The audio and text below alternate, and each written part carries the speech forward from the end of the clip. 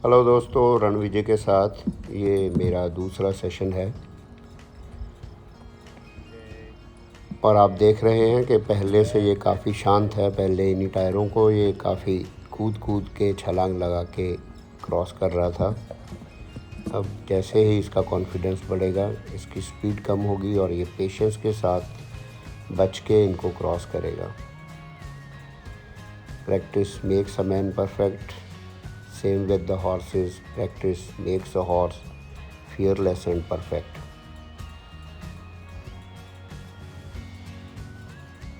गेल्डिंग होने के बाद आप देख सकते हैं कि देव इसको क्रॉस कर रहा है और ये अब बिल्कुल लूज़ रोप के ऊपर ऐसे ही खड़ा है। मगर अगर ये स्टैलियन होता तो शायद इसको भी हमें दो लोगों को पकड़ के ले जाना पड़ता या ये थोड़ी खराबी ज़रूर करता।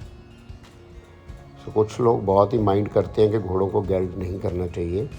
मुझे लगता है कि वो घोड़ों के बारे में ज़्यादा नहीं समझते हैं, या लकीली वो बहुत ज़्यादा अच्छे ट्रेनर और अच्छे हैंडलर होंगे जितने हम नहीं हैं।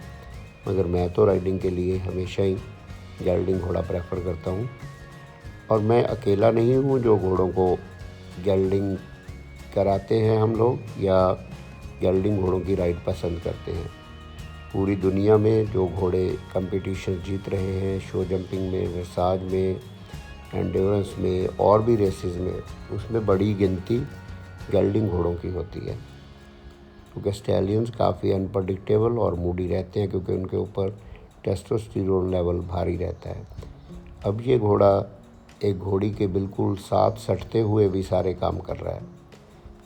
अगर ये नर होता तो ये चीज़ें शायद इतनी आसानी से पॉसिबल नहीं थी।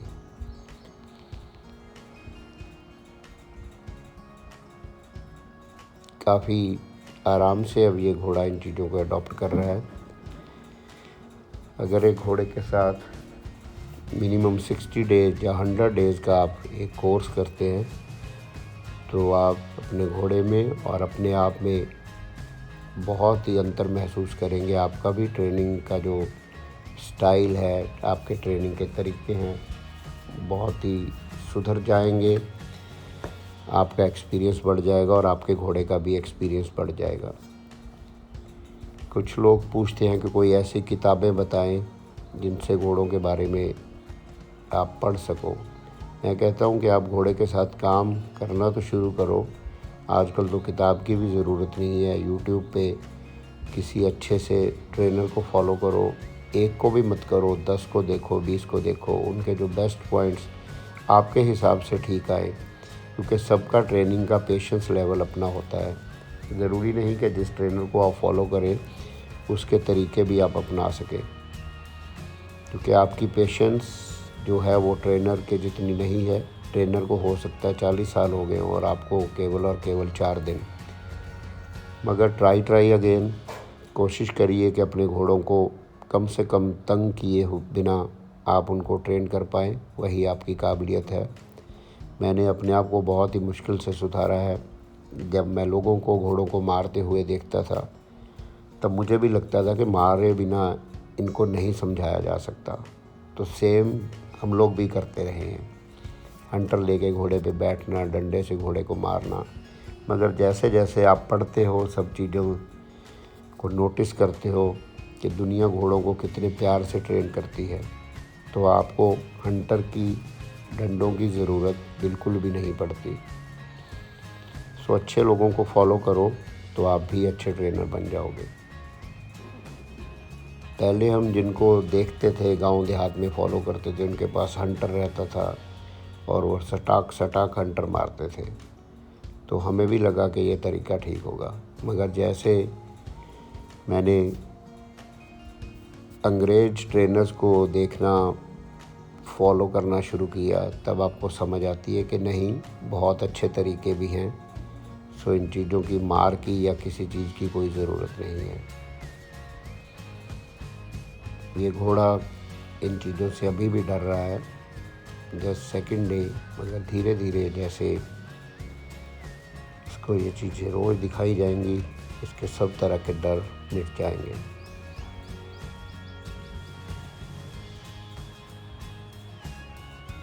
पेशेंस का पल्लू मत छोड़िए और ट्राई अगेन। आप देख सकते हैं कि हर एक चीज़ में मैन पावर इन्वॉल्व होती है। आज भी मेरे साथ हैं गैना जी और दीपा जी, और जेटी भैया आज कैमरा ऑपरेट कर रहे हैं।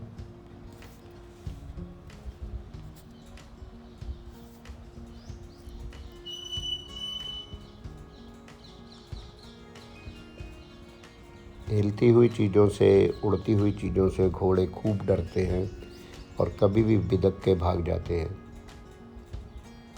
100% इसको बेडर नहीं बनाया जा सकता, क्योंकि इसका जो इंस्टिंक्ट है खतरे से भाग जाने की, उस पर आप पूरा काबू नहीं पा सकते। अगर उसको धीरे धीरे ट्रेनिंग के साथ आप खतरों को फेस करना सिखा सकते हैं।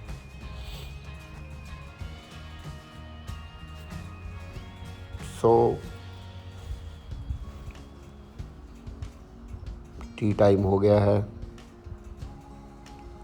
विक्की जी चाय लेके आए हैं। मैं और जेटी बैठी, जब सुबह की चाय बैठी तो नहीं है। मैं और जेटी 5 बजे उठते हैं और 5:30 तक फार्म पे आ जाते हैं। गर्मी ज़्यादा होने की वजह से हम लोग आजकल राइड तो नहीं करते, मगर फिर भी जितना टाइम घोड़ों के साथ स्पेंड हो सके हम ट्राई करते हैं। खड़े होने की आदत वाले घोड़े हमेशा अपनी नाराज़गी खड़े होकर ही जताते हैं हर एक चीज़ के लिए। May be with the time इसकी ये आदत भी चली जाए।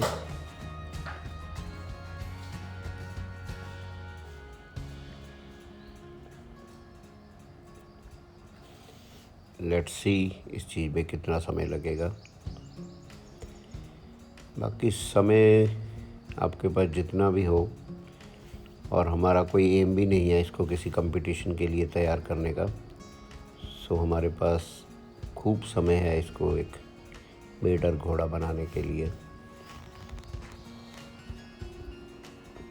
बहुत से घोड़े आप देखेंगे सर्दियों में जिनको कोट की या झूल की आदत नहीं है, जैसे ही उनको झूल पहनाया जाता है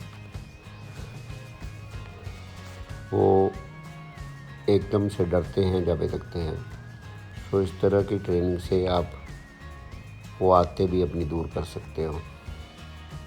तिरपाल के ऊपर चलना या किसी चमकती हुई चीज़ के ऊपर चलना भी घोड़े के लिए काफ़ी डराने वाला है, जब तक वो उस चीज़ से फैमिलियर ना हो। मगर ये घोड़ा थोड़ा जल्दी सीखने वाला है और इसको ट्रेन करना इजी काम है।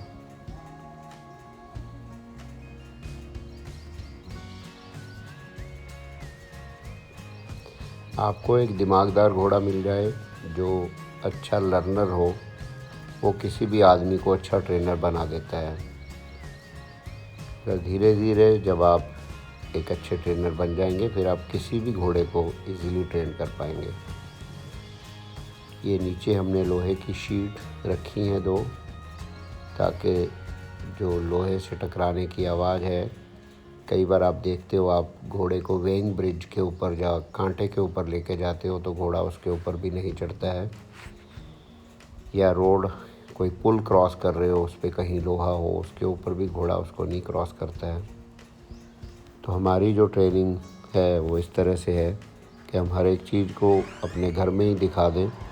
ज़रूरी तो नहीं कि घोड़ा सारी ज़िंदगी किसी लोहे के पुल के ऊपर गुजरे, मगर फिर भी और कोशिश करते हैं कि आप मान के चलिए कि कोई भी चीज़ आपको रास्ते में मिल सकती है, तो उस तरह से उसका ट्रेनिंग का पैटर्न जो है आप बना के ज़रूर रखें। ये घोड़ा ऊंची नीची जगह पे जाने को भी तैयार नहीं था।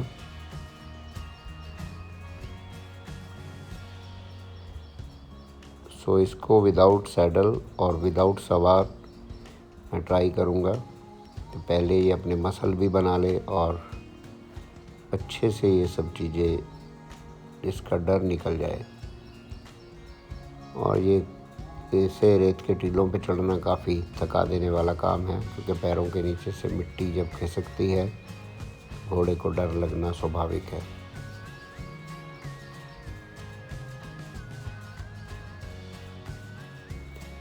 कई बार इस चीज़ के लिए हम घोड़े को एक बार पीछे से थोड़ा डरा देते हैं जिससे घोड़ा थोड़ी सख्ती मान के ऊपर चढ़ जाता है और धीरे धीरे उसका डर ख़त्म होने लगता है।